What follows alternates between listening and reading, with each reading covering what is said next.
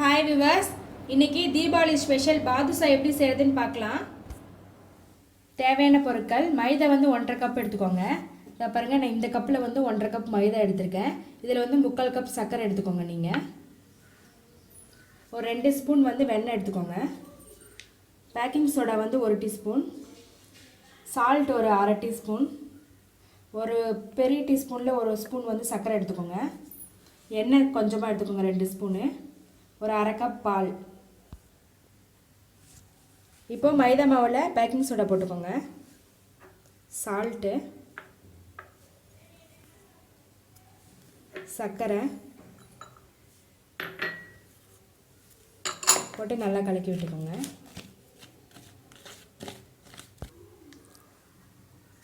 இப்போது வெண்ணெய் போட்டுக்கோங்க.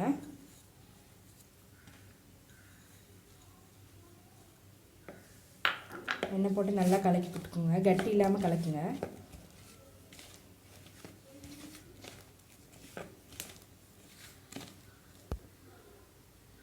இப்போது ஆயில் விட்டுக்கோங்க,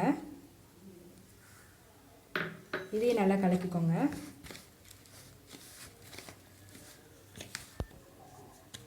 இப்போ வந்து எண்ணெயும் வெண்ணெயும் போட்டு நல்லா கலக்கிட்டோம். கட்டி இல்லாமல் இப்படி பண்ணிக்கோங்க.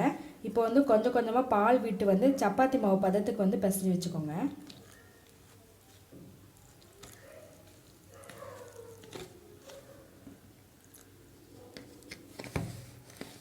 நல்லா வந்து சப்பாத்தி மாவு பதத்துக்கு இந்த மாதிரி பிசைஞ்சு வச்சுக்கோங்க. இப்போ வந்து நல்லா விடாமல் இந்த மாதிரி பிசைஞ்சிக்கிட்டே இருங்க, ஒரு 5 நிமிஷம். அப்போ தான் நல்லா சாஃப்ட்னஸ் கிடைக்கும். இந்த மாதிரி பிசைஞ்சிக்கிட்டே இருங்க.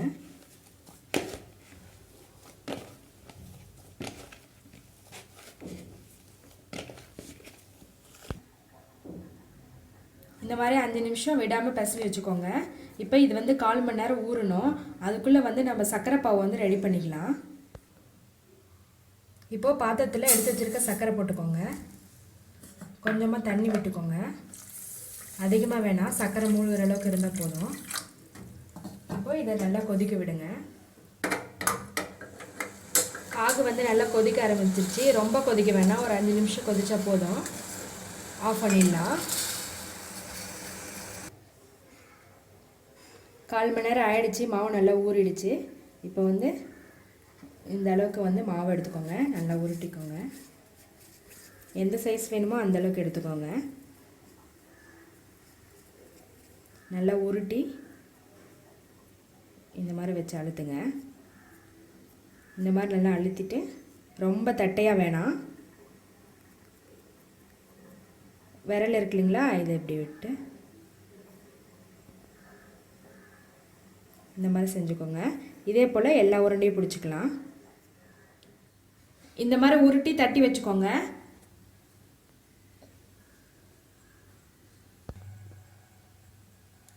இப்போது வானலில் எண்ணெய் விட்டுக்கோங்க. இதை பொரிச்சு எடுக்கலாம்.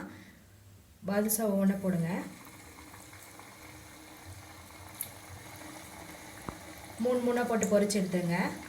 அப்பப்போ வந்து திருப்பி விட்டுட்டே இருக்கணும், ஏன்னா வந்து உள்ளே இருக்க மைதாலாம் வேகணும் இல்லையா, அதனால். ஸ்டவ் வந்து பார்த்திங்கன்னா கம்மியாக வச்சுக்கோங்க, இல்லைன்னா வந்து கருகின மாதிரி ஆகிடும். அப்பப்போ இப்படி திருப்பி விட்டுட்டே இருங்க. நல்லா கோல்டன் ப்ரௌன் கலர் வந்த பிறகு எடுத்துடலாம்.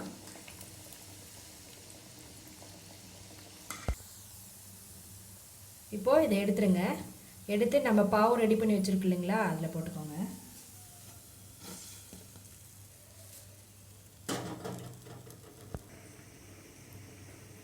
இப்போ இதை பாவில் போட்டு இந்த மாதிரி திருப்பி திருப்பி விடுங்க, நல்லா ஊறட்டும். அதே மாதிரி எல்லாத்தையும் பொரிச்சு எடுத்து இதில் போட்டுக்கலாம்.